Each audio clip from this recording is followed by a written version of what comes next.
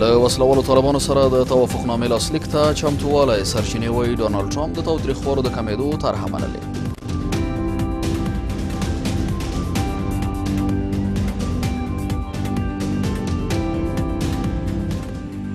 انشاءالله موږ او ولس د ډېر یوې لویې پرتمینې غونډې د هوکړه لیک د امضا دپاره انشاءالله چې موږ شاهدان یو.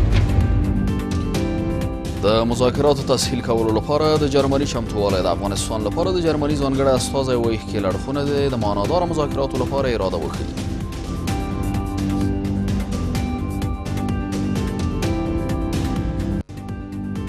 مخکې هغوی موږ سره رابطه کړې وه. په هغه رابطې کې دا خبره کېده چې دوی د مثلا د مارچ په اوله هفته کې یو مجلس کوي چې هغه مجلس جوړوي چې هغه مجلس به د مذاکرې لپاره اسانتیا برابروي.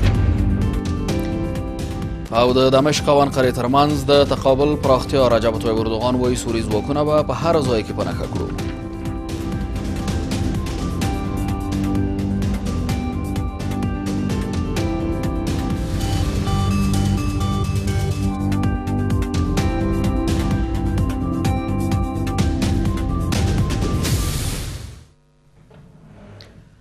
سلام، د شپږو بجو خبري ټولګې ته ښه راغلاست. نن چهارشنبه د 1498 هجري لمریز کال د څلوېښت درویشتمه او د 2020 میلادي کال د فبرورۍ 12مه نیټه ده.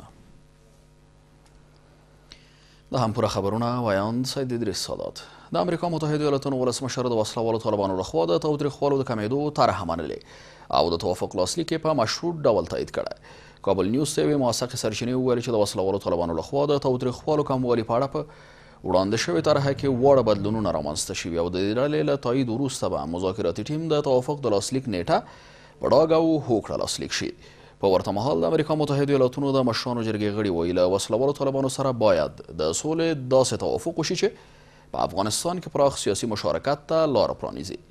د افغانستان پخواني ولسمشر حامد کرزي د واشنګټن او وسلوالو طالبانو ترمنځ په مذاکراتو کې له پرمختګه خوښي ښودلې او هیله یې څرګنده کړې چې افغانستان تلپاتې سولې ته ورسیږي. په قطر کې د امریکا او طالبانو ترمنځ له څه باندې یو کال وقفه‌یي مذاکراتو وروسته بالاخره امریکا او طالب استازي د توافق پر لاسلیک سلا شوي دي. د امریکا بهرنیو چارو وزیر مایک پمپیو له لوري د تاوتریخوالي کمولو په تړاو د طالبانو طرحې تر منلو وروسته د امریکا ولسمشر ډونالډ ټرمپ هم دغه طرحه له ځینو وړو بدلونونو سره منلې ده. کابل نیوز ته یوې موثقې سرچینې وویل چې د تاوتریخوالي کمېدو لپاره د طالبانو طرحه د ټرمپ له لوري له وړو بدلونونو وروسته منل شوې او نوموړي له طالبانو سره د توافق مشروط لاسلیک تایید کړی دی. طالبانو ته ویل شوي چې د تاوتریخوالي د کمېدو طرحه د ټرمپ له لوري له وړو بدلونونو وروسته منل شوې او نوموړي د تاوتریخوالي کمېدو په شرط د تړون لاسلیک تایید کړی. په دې برخه کې د طالبانو له توافق وروسته به د مذاکراتي ټیم غړي د توافق د لاسلیک نیټه تعیین او له هغې وروسته به لاسلیک شي.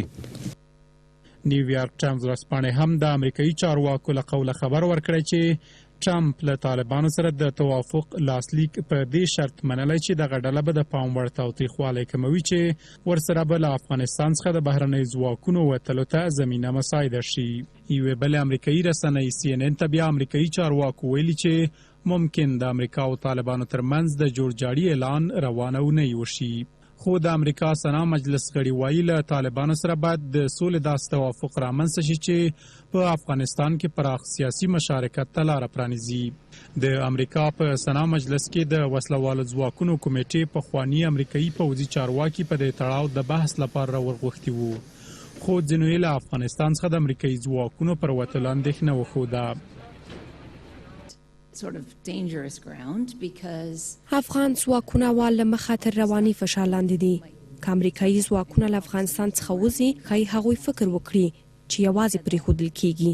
ممکن هلته شته پرمختګونه زیانمن او ترهګرۍ ډلې له دې وضعیته ګټه پورته کړي. ښه ده چې په احتیاط ګام پورته شي.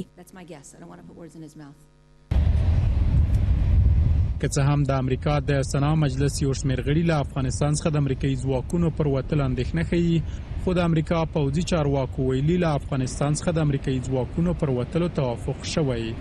د امریکا ولسمشر ډونالد ټرمپ داسې مهال د تاوتریخوالي کمیدو په تړاو د طالبانو ترهمني چې ټاکل شوې د طالبانو او امریکا ترمنځ د سولې هوکړې تر لاسلیک وروسته بین الافغاني مذاکرات پیل شي. بلخوا د امریکا متحده ایالاتونو د بهرنیو چارو وزیر ولسمشر غني او اجرایي رئیس عبدالله ته د سولې په خبرو کې له پرمختګونو خبر ورکړی. ولسمشر غني پر خپل ټویټر پاڼه لیکلي چې خوښ دی چې مایک پمپیو د سولې په خبرو کې له پرمختګونو خبر ورکړی او ډاډ ورکوي چې له وسلوالو طالبانو د تاوتریخوالي پر پایداره کموالي توافق کړی دی. د حکومت اجرایي رئیس هم وایي مایک پمپیو ورسره د سولې په برخه کې وروستي پرمختګونه شریک کړي دي. د امریکا متحده ایالاتونو ولسمشر د ملي امنیت سلاکار چې یوې غونډې ته خبرې کولې وویل د سولې په خبرو کې پرمختګ د ټرمپ له هرکلي سره مخ شوی او دوی هڅه کوي چې له افغانستانه د ځواکونو ایستل په تدریجي توګه پیل کړي. له بله پلوه د سولې له مذاکراتو باخبره سرچینې وایي د امریکا متحده ایالاتونو او وسلوالو طالبانو ترمنځ د سولې هوکړه به د روانې فبرورۍ په وروستیو کې لاسلیک شي. دوحه کې د طالبانو او امریکا ترمنځ د سولې هوکړې بشپړېدو په تړاو تر ریپورټونو وروسته امریکایي چارواکو د سولې خبرو کې د پام وړ پرمختګونو څخه خبر ورکړی دی. د امریکا د بهرنیو چارو وزیر مایک پمپیو د سولې خبرو کې د وروستیو پرمختګونو په تړاو له ولسمشر غني او عبدالله سره ټلیفوني خبرې کړي. له ولسمشر غني سره د مایک پمپیو تر ټلیفوني خبرو وروسته ولسمشر غني پر خپل ټویټر پاڼه خوښي ښودلې چې امریکایي چارواکو د سولې په برخه کې له پرمختګونو خبر ورکړی. خوښ یم چې ښاغلي پمپیو ټلیفون راته وکړ او له طالبانو سره د سولې پر روانو خبرو کې د پام وړ پرمختګ خبر راکړ. پمپیو راته په تاوتریخوالي کې د پام وړ او تلپاتې کموالي راوستلو په تړاو د طالبانو د وړاندیز په حق له معلومات راکړل. دا د ستاینې وړ پرمختګ دی. د امریکا د بهرنیو چارو وزیر مایک پمپیو پر ولسمشر غني سربیره له عبدالله سره هم د ټلیفون له لارې وروستي پرمختګونه شریک کړي دي. د حکومت اجرایه ریاست وایي مایک پمپیو د خبرو پر مهال ویلي چې دغه پرمختګ به د دوه اړخیزې هوکړې بین الافغاني خبرو پیل او تلپاتې سولې ته د رسیدو لپاره زمینه برابره کړي. رئیس اجرای افغانستان شام دیروز با وزیر خارجه ایالات متحده آمریکا آقای پامپیو در مورد صلح افغانستان گفتگو کردند. آقای پامپیو اطمینان داد که پیشرفت‌های خوبی صورت گرفته میان آقای خلیلزاد و نماینده‌های طالبان در قسمت کاهش خشونت که زمینه را فراهم کنه برای آغاز مذاکرات بین الافغانی. رئیس اجرایه هم از تلاش‌های ایالات متحده آمریکا قدردانی کرد و اعلان کرد که صلح اولویت دولت مردم افغانستان است. ما از هر گونه تلاشی که زمینه را فراهم کنه برای صلح پایدار با عزت استقبال میکنیم. له دې سره په ورته وخت کې د امریکا ولسمشر د ملي امنیت مشاور رابرټ اوبراین چې په یوه ناسته کې خبرې کولې په نږدې راتلونکي کې له طالبانو سره د هوکړې لاسلیک په اړه خوشبیني وښوده. نوموړی وایي چې تر هوکړې وروسته د ځواکونو وتل به په تدریجي توګه ترسره شي.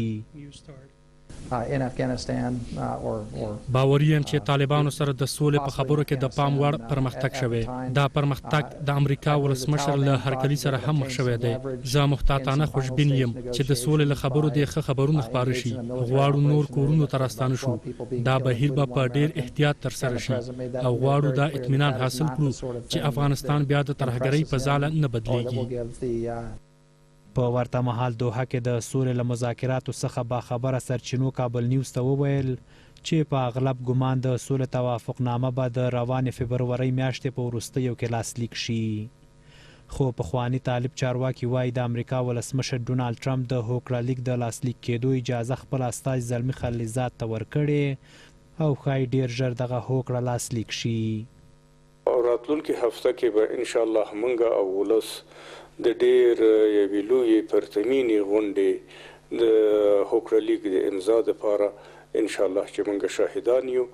د امریکا او طالبانو ترمنځ د سولې مذاکراتو کې له پرمختګونو څخه په داسې حال کې خبر ورکول کیږي چې تازه د آلمان ځانګړي استازي د سولې هوکړې تر لاسلیک وروسته جرمني کې د بین الافغاني ناستې د جوړېدو لپاره له خپل چمتووالي خبر ورکړی دی. په همدې حال کې په دوحه کې د امریکا متحده ایالاتونو او وسلوالو طالبانو د مذاکراتو تر بشپړېدو وروسته جرمني د بین الافغاني مذاکراتو تسهیل لپاره چمتووالی ښیي. د افغانستان لپاره د جرمني ځانګړی استازی وایي ښکېل اړخونه د هر څه ژر د معناداره بین الافغاني مذاکراتو لپاره اراده څرګنده کړې او دوی د دې مذاکراتو تسهیل ته پوره چمتووالی لري. ویل کېږي چې د افغان سولې لپاره د امریکا متحدو ایالتونو ځانګړی استازی زلمی خلیلزاد د مونشن کانفرانس لپاره جرمني او تر هغه وروسته ښایي اسلام آباد ته هم ولاړ شي. د سولې له روانو مذاکراتو باخبره کسان وایي جرمني د بین الافغاني مذاکراتو کوربتوب لپاره هلې ځلې پیل کړي چې د واشنګټن او وسله والو طالبانو ترمنځ تر توافق وروسته به بل ګام د بین الافغاني مذاکراتو پیل وي. د سولې عالي شورا وایي جرمني د مارچ په لومړیو کې د مذاکراتو لپاره د اسانتیاو برابرولو په هدف یوه غونډه کوي. دوحه کې د طالبانو او امریکا ترمنځ د سولې هوکړې تر بشپړېدو وروسته جرمني د بین الافغاني مذاکراتو تسهیل لپاره چمتووالی ښودلی دی. د افغانستان لپاره د جرمني ځانګړي استازي په خپل یو ټویټ کې له ښکېلو خواوو غوښتي چې د متحده ایالاتو او طالبانو ترمنځ روان مذاکرات له خطر سره مخ نه کړي او د معناداره بین الافغاني مذاکراتو لپاره خپله اراده وښایي. مارکوس پورتزل په خپل ټویټر پاڼه لیکلي دي هیواد آماده دی چې د بین الافغاني مذاکراتو لپاره تسهیلات برابر کړي. له دوحې، کابل او واشنګټن څخه امید ورکوونکي خبرونه ترلاسه شوي دي. ښکېلې خواوې دې د متحده ایالاتو او طالبانو ترمنځ روان مذاکرات له خطر سره نه مخ کوي او ټول اړخونه دې هر څه ژر د معناداره بین الافغاني مذاکراتو پیل لپاره خپله اراده څرګنده کړي. جرمني د مذاکراتو تسهیل کولو ته چمتو دی. په ورته مهال یوې سرچینې کابل نیوز ته وویل چې د افغان سولې لپاره د امریکا ځانګړي استازي هم په مونیخ کنفرانس کې د ګډون په هدف جرمني ته ځي او په پام کې ده چې تر جرمني وروسته کابل او اسلام آباد ته هم سفرونه ولري. د سولې له روانو مذاکراتو باخبره کسان او افغان سیاستوال هم وایي چې جرمني د طالبانو او امریکا ترمنځ د سولې توافق وروسته د پیلېدونکو بین الافغاني مذاکراتو کوربتوب لپاره هلې ځلې پیل کړي دي. جرمني هیواد دې ته کاندید دی، هم خپله د قطر هیواد د دې لپاره آماده دی چې دغه خدمات هم ترسره کړي، هم د دې ځان مستحق بولي چې طالبان هلته دي، هم د ناروې هیواد دې لپاره آماده ده، هم ګاونډي هیوادونه خصوصا ازبکستان د دې لپاره آماده ده، ترکمنستان د دې لپاره آماده ده. هنوز وقتش معلوم نیست. البته به این بحث است که جرمنی یک تلاشای را شروع کرده ولی که وقتش دقیق معلوم نیست. البته اگر به نتیجه برسه طبعا بعد از اینکه اینا امریکا با طالبان به نتیجه برسه گام بعدیش یعنی مذاکرات است. په ورته مهال د سولې عالي شورا وایي چې جرمني له مخکې دوی سره په رابطه کې وو چې د راتلونکي مارچ میاشتې په لومړۍ اونۍ کې به د مذاکرې لپاره د اسانتیاو برابرولو لپاره یو مجلس ترسره کړي. ویل کېږي چې دغه مجلس هم د بورګهاف انسټیټیوټ لخوا جوړیږي.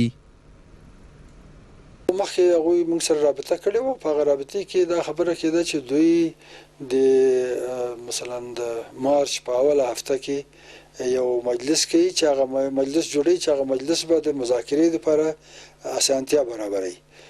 نو دا دغه ځای پر هغوی سره خبره شوې وه دا چې وروسته اوس د دوی او دغه د خلیلزاد او دوی منځ کې څومره هماهنګي ده په دې خبره دقیق نه پوهېږو.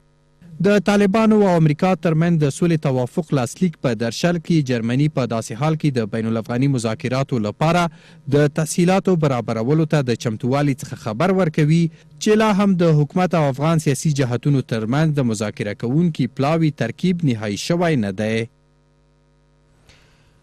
اخواني ولسمشر حامد کرزي د جرمني له سفیر سره د سولې په برخه کې د وروستیو پرمختګونو په اړه خبرې کړې دي. د حامد کرزي له مطبوعاتي دفتره په خبره شوې خبرپاڼه کې راغلي چې حامد کرزي او پیټر پروګل د افغانستان د سولې پروسې او په دې برخه کې د وروستیو پرمختګونو او راتلونکو اقداماتو په تړاو بحث او خبرې اترې کړي.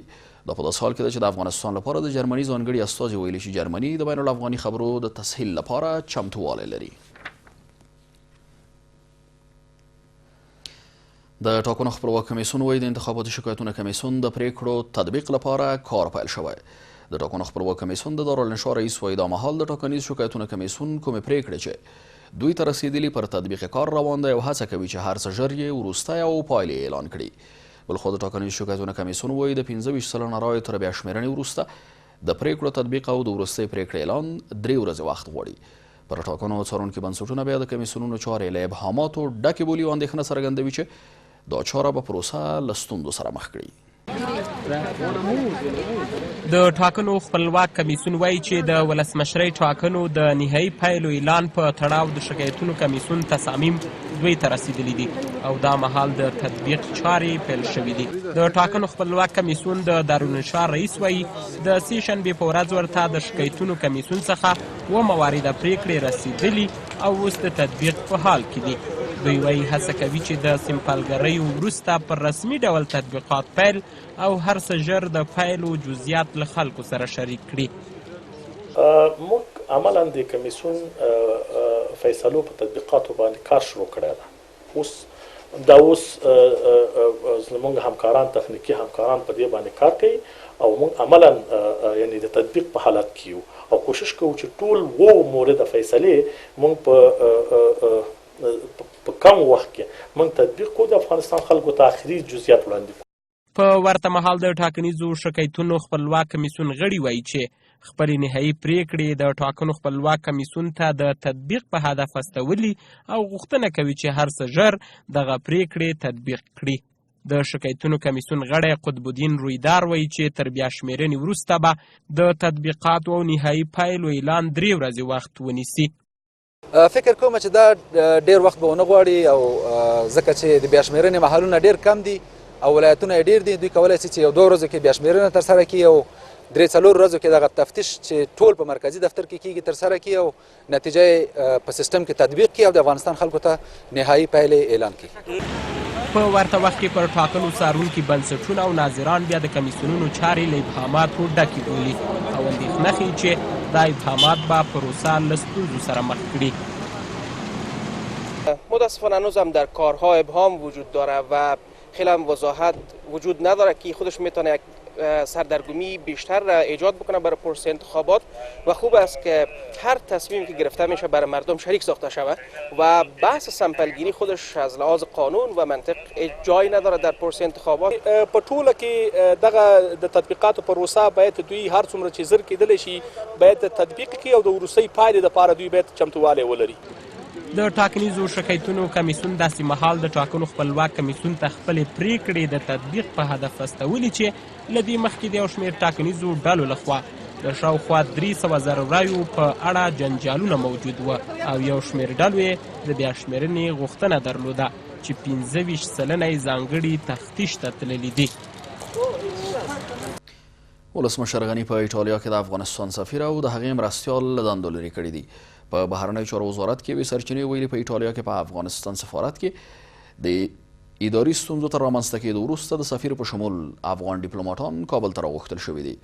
د سرچینې په خبره له هډرخیزې ارزونې او دقت وروسته د بهرنیو چارو وزارت په وړاندیز او د ولسمشر غني په حکم په ایټالیا کې د افغانستان سفیره هیلینا ملکیار او مرستیال یې له دندو لرې شوي دي. تر اوسه هرګه او بهرنیو چارو وزارت په دې اړه رسمي څه نه دي ویلي.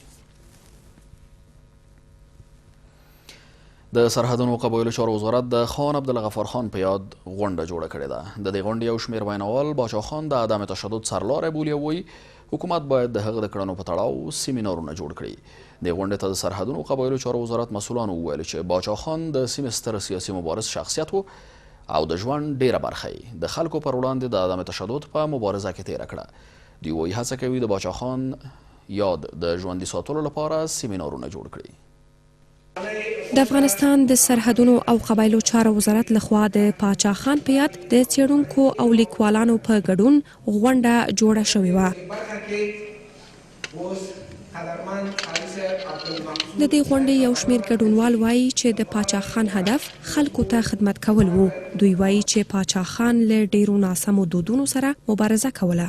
د قبایلو چارو وزارت باید د هغه د مبارزو په اړه د ځوانانو لپاره تحلیلي او تحقیقي پروګرامونه جوړ کړي څو ځوانان د هغه مبارزې ته په پام د اوسنیو ستونزو لپاره حل لارې پیدا کړي. 7 سال در زندان سپری کرد. پاچا خان می گفت خدمت خدا خدمت خلق خداست. من مثل پاکستان هند برای ملتم کاسب استقلال شوم. خان بابا تمام عمرش را وقف اتحاد افغانها، ترویج علم دانش و نفع خط ډیورند کرد. د سکله د عدم تشدد د فلسفي بنسټ کې خو د انجمن افغانیه په نوم باندې یو بنسټ رامنځته کړ دا یوه ډېره وړه ټولنه وه خو ډېر غټ غټ فکرونه یې راوپالل. کله کله چې غونډې را شروع کړې د انګریزانو ورته پام سو، د استعمارګرو ورته پام سو. دی په دې هڅه کې سو چې لا زیاتو هغو فکټورونو سره، لا زیاتو هغو هستو سره چې هغه په سیمه کې انګریزانو ته په یو غټ چیلنج باندې بدل سوی و، یو سره هم یو غیر مستقیم په مستقیم ډول باندې اړیکې جوړې کړې. هماغه اوس د له ګاندي سره، له کلام آزاد سره، د دې ترڅنګ له جواهرلال نهرو سره او په براعظم هند کې چې څوک د دغه مبارزې مخکښان وو له هغو سره یو ډېرې قوي او د هغه شرایطو په اساس باندې اړیکې جوړې کړې. دوی وایي چې پاچا خان تګلاره باید افغان ځوانانو ته د سیمینارونو له لارې ور وپېژندل شي. په ورته مهال د سرحدونو او قبایلو چارو وزارت د جرګو او قبایلي چارو د همغږي مرستیال وویل چې پاچا خان د سیمې ستر سیاسي مبارز شخصیت و او د ژوند ډیره برخه یې د خلکو پر وړاندې د عدم تشدد په مبارزه کې تیره کړه. پاچا خان په 20مه پیړۍ کې هغه وخت چې ټولنې د تقریبا د واقعیتو سره د آګاو او هلته اوسېده، د ده ولس له ډېرو ناخوالو سره، د ظلم سره، د بیرته پاتې سره او د پوهې او د علم سره د بیرته پاتې سره مخامخ و.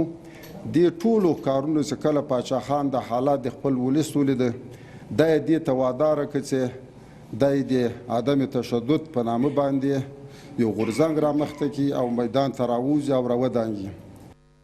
د قبایلو او سرحدونو چارو وزارت مسؤلان وایي پاچا خان په خپله دغه مبارزه کې ډېرې ناخوالې ولیدې او کلونه یې په زندان کې تیر کړل، خو له خپله هوډه پر شا نه شو. په 20مه پیړۍ کې د پښتنو د تاریخ د ملي ازادۍ تر ټولو ستر غورځنګ خدای خدمتګار بنسټ ایښودونکی عبدالغفار خان چې په پاچا خان مشهور و، په 1890 کال کې د پښتونخوا د 400 سیمې په اوتمانزو کلي کې د یو خان بهرام خان په کور کې زیږېدلی و او د 1988 کال د جنورۍ په 20مه یې له نړۍ سترګې پټې کړي.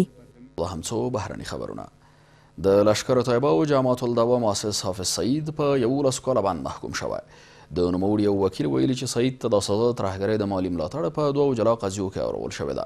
حافظ سعید ته د سزا داسې مهال اورول شوې چې د ترهګرۍ د مالي ملاتړ د وچولو او د ناقانونه پیسو د سپینولو د مخنیوي نړیواله اداره د راتلونکې اونۍ په غونډه کې د پاکستان په اړه پریکړه کوي.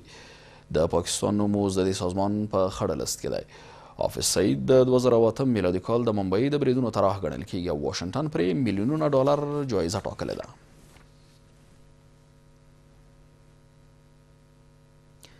د ترکیې ولسمشر وایي که په سوریه کې بیا پر ځواکونو برید وشو نو د دوی ځواب به یوازې په ادلیب ښار پورې محدود پاتې شي، بلکې سوري ځواکونه به په هر ځای کې پناه کړي.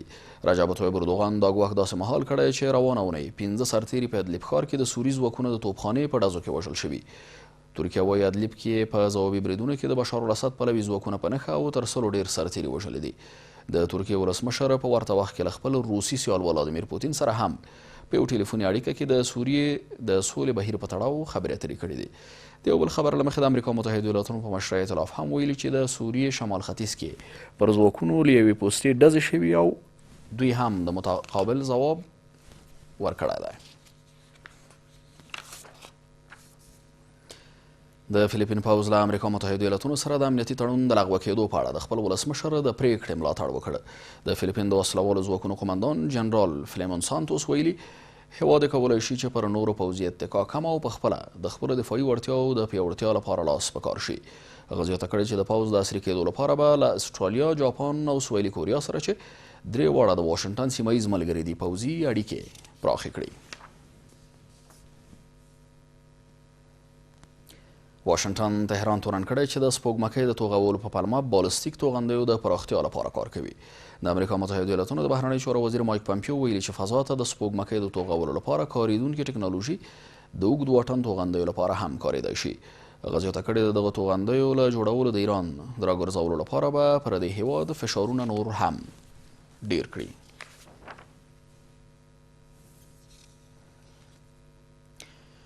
او د کرونا ویروس له امله په چین کې د وژل شویو کسانو شمیر 1114 تنو ته لوړ شوی دی. د چین د روغتیا ملي کمیسیون ویلي چې پر دې ویروس د اخته کسانو شمیر هم نږدې 45,000 تنو ته رسیدلی.